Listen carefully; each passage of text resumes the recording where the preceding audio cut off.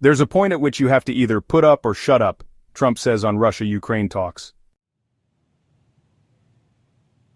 On April 10th, Trump extended the national emergency and the associated sanctions against the Russian government for another year, according to a document from the U.S.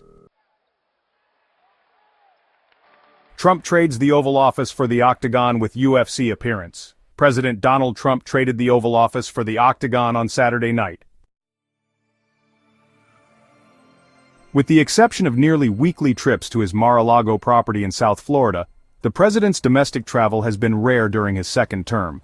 But since taking office, he has flown aboard Air Force One to attend the Super Bowl in New Orleans, the Daytona 500 in Daytona Beach, and the NCAA Men's Wrestling Championships in Philadelphia.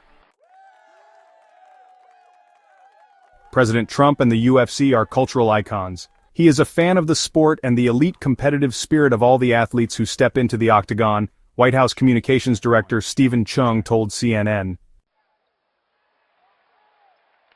Trump, who has long styled himself a fighter, successfully tapped into the male-oriented podcast sphere during his 2024 campaign, boosting his turnout among low-propensity voters as he and top surrogates leaned into interviews with Rogan, Barstool Sports' Bussin' with the Boys, and Andrew Schultz's Flagrant, among others, offering listeners long-form, unfiltered, and unfact-checked conversations.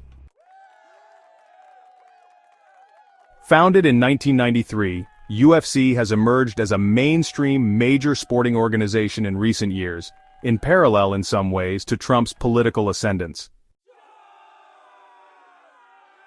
Trump has supported the brand for decades, most recently attending a UFC event shortly after his November election victory at New York City's Madison Square Garden.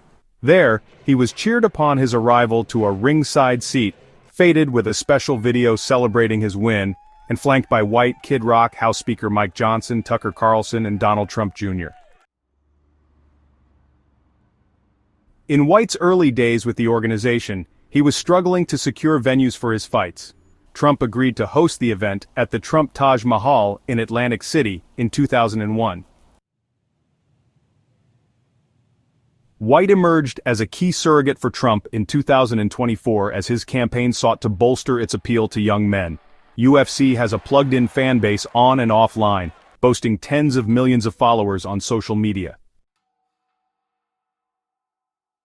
So, when the time came for the then-former president to select someone to introduce him at the Republican National Convention in July 2024, Trump, who was introduced by daughter Ivanka in 2020 and wife Melania in 2016, went with White. "I'm in the tough guy business, and this man is the toughest, most resilient human being that I've ever met in my life," White said in his remarks, calling Trump a real American beta.